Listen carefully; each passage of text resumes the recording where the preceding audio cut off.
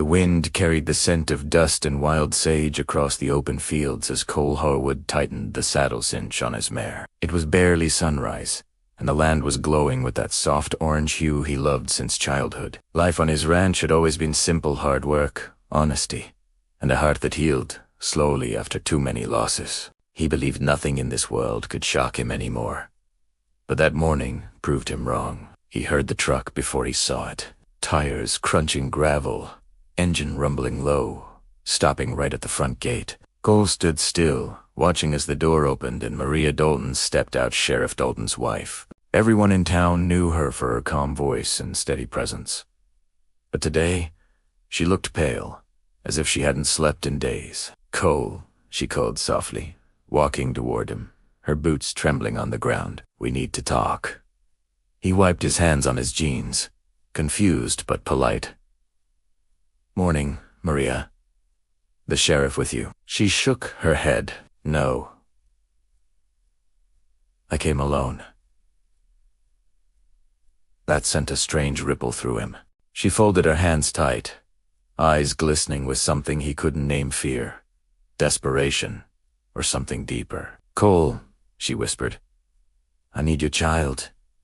He froze. His breath caught in his chest as if the wind had turned to stone. The world stilled around him, the horses in the corral, the windmill spinning lazily. Even the sun seemed to stop climbing the sky. "You need what? Need what? Manage. My child," she repeated, voice cracking. "I need your help. Please."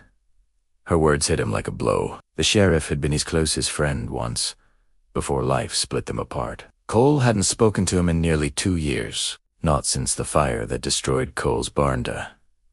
Same fire the sheriff insisted was an accident, even though Cole swore he'd seen someone running from the property. "What does the sheriff want?" Cole asked, his voice sharper than he intended. "He doesn't know I'm here," Maria whispered quickly. "And he must not know. Not yet." Cole's heartbeat thudded in his ears. The tension in her face wasn't the kind that came from gossip or jealousy. It was survival. "Why my child?" he asked quietly. "Why me?" Her throat tightened as she tried to speak. "Because, Cole, you were right. About that fire. About what you saw. And now, the sheriff wants to adopt a child he isn't supposed to have. He's planning something. Something dangerous. I need someone I can trust. Someone who won't let him hurt an innocent child. That still doesn't explain why you want him. Because you're the only decent man I know who would protect a child with his life." Her voice broke.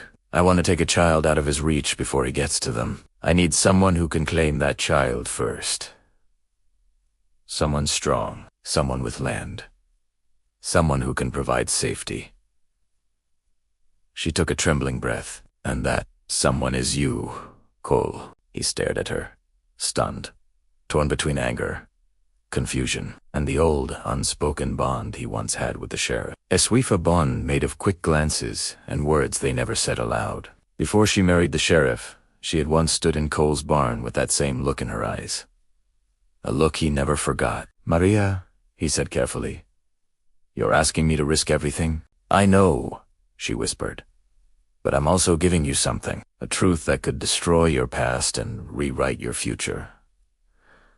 She reached inside her jacket and pulled out a folded paper old birth certificate, edges yellowed by time. "It's time you knew who that child really is." Cole's hands shook as he reached for it, unaware that the moment he opened it, his life end, his heart would never be the same again.